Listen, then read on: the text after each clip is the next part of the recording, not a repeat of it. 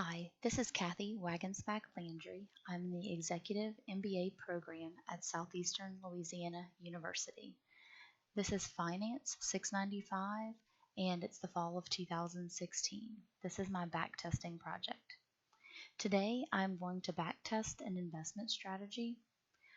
For my project, I wanted to see if I would have picked companies to invest in prior to starting the MBA program when I knew little to nothing about finance or what to look for, if I would have chosen good companies to invest in.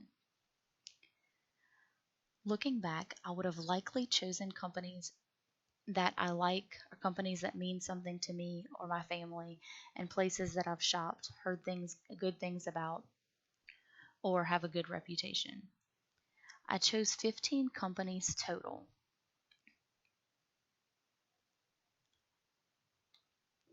I chose companies like Amazon, Home Depot, Overstock, Disney, Google, Costco, Verizon, Stamps.com, Toyota Motors, Hewlett-Packard, Smith & Wesson, Cabela's, Fidelity National Financial, Under Armour, and Coca-Cola.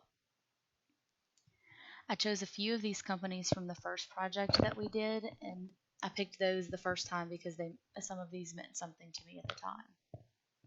So I feel confident that I probably would have chose these prior to starting the MBA program as well. I wanted to look at the relationship between the PE ratio and stock prices from a year ago and from 5 years ago. Since the PE ratio shows a total investment required for $1 of earnings, I was really interested in seeing exactly how that related to what the stock prices were a year ago and from 5 years ago. As you can see, Amazon and Under Armour both have very high PE ratios in the hundreds of dollars, making it more difficult to buy into these companies.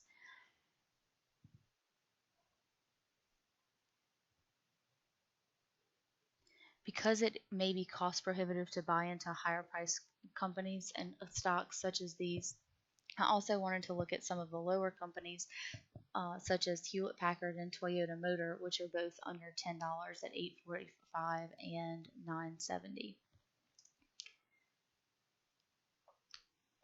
So you're still going to have the earnings, but it's going to cost you less to do that. So my hypothesis is that there will be a relationship between PE ratio and historical stock prices from 1 year ago and 5 years ago.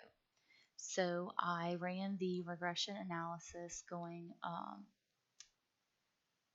here into data and data analysis, and here this is my regression from 1 year ago. I'm going to start with that one. My R square, and that obviously is how well we fit into the line. Mine does not fit very well, but again at 0.26, but we're not really looking at that. I just kind of want to see if there's a relationship between the two.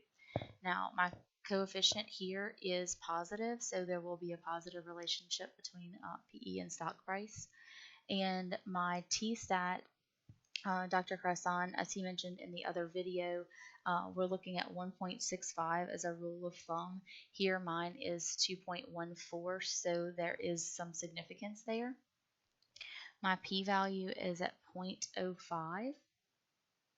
So there is definitely statistical evidence here that shows a relationship. The less you need to invest to get a return on your money.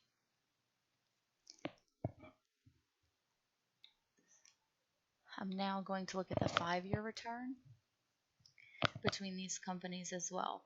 So my R square went down a little bit to 0.199.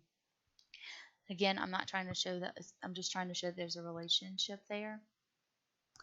And my right here for coefficients, it is still positive, obviously, and so there will be a positive correlation.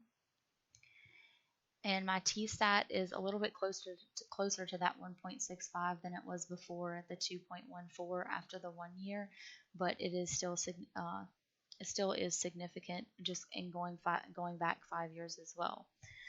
So what I'm showing here is that there is statistical evidence that shows that the lower PE ratio, the less you need to invest to get a high return on your money. I will fail to reject my hypothesis. Thank you. This is Cathy Waggenspack Landry.